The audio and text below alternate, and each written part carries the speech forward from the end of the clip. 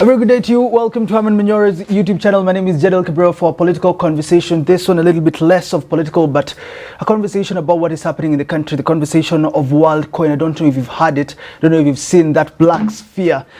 People are questioning the government because these guys were operating in the country, and then later CS Kindiki is coming out and saying, look, they're operating illegally. People are also questioning the naivety of Kenyans that have gone to look for stipends without knowing where the data is being taken. I'm here with Professor Herman Manyora for this conversation. How are you doing? Fine. The question is on naivety, question in the role of the government when it comes to this fear taking people's data, going through their iris. And also when you open those apps, the privacy terms that have been, to some sense, violated, according to some people, because for them, some didn't even read the terms. How much are they being paid? 7,000? About 7,000 to 8,000 in Kenya. Somebody says Raila offered you 6,000 for every month until you get a job. You refuse. Other mnapeleka macho mnapigana kwa line. Na mjini naenda wapi? You know, it is not just this.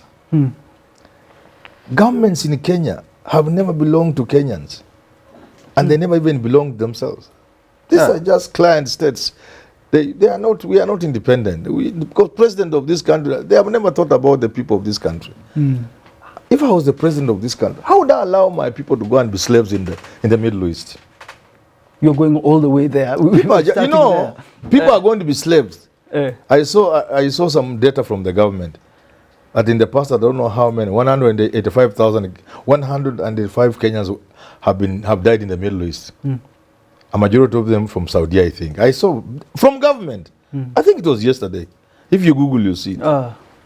And the slave conditions under which Kenyans live in the Middle East. Where is the government? So even this one, just one in a stream of things that Kenyans go through as if they have no government. Let me explain. Governments are what we call, they are normative. There's a word I'm looking for. Governments exist to ensure no harm comes in the way of society. Now, sometimes in playing that role, governments can come up with the do's and don'ts. Even olden societies had norms. Not everybody was happy with those norms. You could have been happy to marry your sister, but your community said, no, you cannot marry your sister. You see? Yeah. So governments can force you to do things which you think are not good. That's the nature of governments. Governments can also stop you from doing something which, and you can't see why they are stopping you, because sini mimi kama ni shida simi ndapata shida. If you want to kill yourself, since you are alive, but government, if they get you attempting, they will put you in. That's the nature of government. Even religious dogma, even religious teachings, most of them were not necessarily that it was religious from God. Those wazee wanakaa chini wasema, if we continue, our people will die. Let's pretend God has said we don't eat this thing. Then we never eat this thing. It's religion. It's not even religion. They had observed all the wise men and seen, if we let our people continue eating this thing, then there's the danger we can be wiped out, or doing this thing. So that's how governments are. And it's in that respect I'm saying we have never had a government in this country. Never, ever, or is it now that we're the first responsibility of government is to be mindful of the welfare of the state, of the well-being of the people. How many things enter this country that are harmful to Kenyans, including medicine, people say, I don't know, I'm not so sure, that has no efficacy at all, choke, labda, placebo, some people call them, and we are sold them. How many expired goods are offloaded from the ships in Mombasa? If they argue that, they could say Manyora is exaggerating. But how many of the fruits you eat in Nairobi have not been ripened by chemicals, dangerous chemicals? How many? We still have GMO despite how much GMO is in this country, despite everything. So we have never had a government that cares for the people. So even this one, you can't do this in America. You to talk to me about communication though. CS Kindiki Interior suspends it. Yes. CS Owalo comes out and says they are operating legally. Opio Andai says it's time for the president to come because if these guys cannot tell us the truth, let the president now tell us what's happening. The leadership that you're seeing in Kenya Kwanza's administration and those... You see, there is a gap, and there are big gaps. Many of these things that happen in this country should not happen without catching the attention of the intelligence. The intel community is supposed to pick up this thing. When something comes up in Kenya, it should attract the intelligence. You know? But our intelligence, perhaps they are just not so much different from their predecessor, the special branch, whose work ilikuwa kufinya vitu huko chini, kufinya watu huko chini, because of Kenyatta and Moi. They have not gone beyond that. To cyber. Despite Boynet doing, was it called Boynet? What was his name? Doing everything to change it and to recruit more experienced people, more well-educated people. Because when things like this come, the intelligence should pick it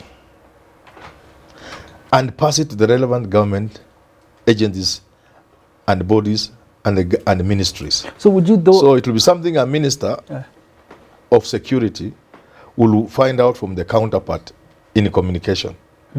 Would you agree that in health with Kimani Chungo, who says, look, data protection is coming out and telling us now that we have security issues and you should have known first before they set up camp in KICC? That's what I'm saying, the intelligence. So Chungo we must, I think we must, we have not, I don't want to blame the intelligence. I think we have not let them go from the leash. They were initially established to ensure the security of the president. Anybody ulikuwa unaongea nini? Sema malizia twende. Nyati house, Nyaya house. Perhaps even the what we have now, I'm not saying I'm so sure. But if I'm wrong, I could know I'm wrong. Something can come like, let's look at the borders. By the time borders came to this country, these motorcycles, they had already wreaked havoc elsewhere in the world. Gang violence, accidents, and all manner of bad things. For every one benefit you get from a border, there are 9 problems you get. They should have advised government, don't allow these things to come to Kenya. The intelligence. And there are many things I can pick. If they come and sit with me, I can tell you, gentlemen, you must up your game. You must now operate differently. This is a new world. Security is now understood in this very comprehensive aspect. Broadly, when you talk of security of the state, national security, it's no longer just about the borders and the guns, and it's many things. Even our water points, I don't know how safe they are. I would be very shocked if we are guarding even our water points, so that somebody can just go to Eldoret and poison everybody and they die. That's security includes, are we food secure? Because if you are a country which is not food secure, then you are attacked by your enemy. Under normal circumstances, hata hamuna chakula. Sasa vita ikitokea, and we have an army, they are called defense forces. Yes. Why is it defense? These are supposed to be armed forces. They are armed. They are not defense. You can attack. You don't have to defend only. You can be the aggressor. We have an army, we have everything else, and come on, please. Even the army it must be handling security from that modern way of thinking, and that should be advising government. We can never we can never be said to be secure in this country if we are not food secure. So suspend everything else. Let us be food secure. That's national security. Two issues have come up, I think, in the past month on CS Owalo. Yes. You look at that Sudan attack, anonymous Sudan cyber attack. Yes. You look at this one too. Is he well equipped for this job? No, I can't blame Owalo. These are cyber attacks. These are global things. We have not even seen anything. This is just the beginning. In fact, we are lucky that these guys have attacked us in a small way. They didn't even hack. We should be clapping for them. Because we must now begin to think. The government must mobilize its resources, work with the military, work with the intelligence, work with the police, DCI, work with the universities, and invade that space called cyberspace, and undertake very serious development in terms of studies, in terms of being aware, in terms of for stalling anything, in terms of we must be on the cutting edge of cyber security. This is a very good thing for the country. And the country must mobilize all its resources necessary and put all agencies from universities to the military to everybody, not to work individually, collectively. What they like calling multi-agency, and I never see that multi-part of it in anything they do. Yeah, multi-agency, then you don't even see it. This is not a thing over which you are going to be looking for money, because one day you can wake up and the entire banking system has collapsed. Entire banking system is collapsed,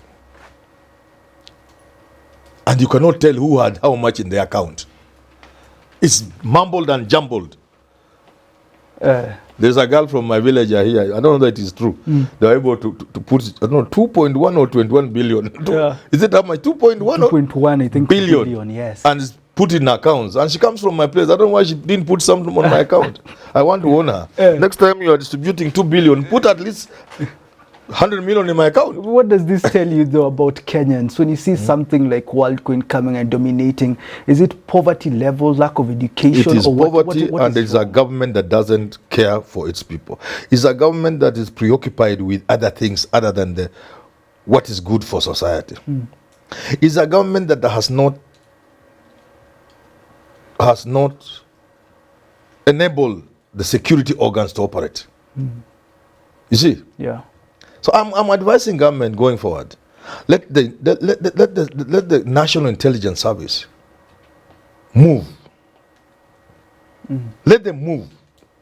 Let them work. Enable them. If they want resources, give them. Recruit for them. Train.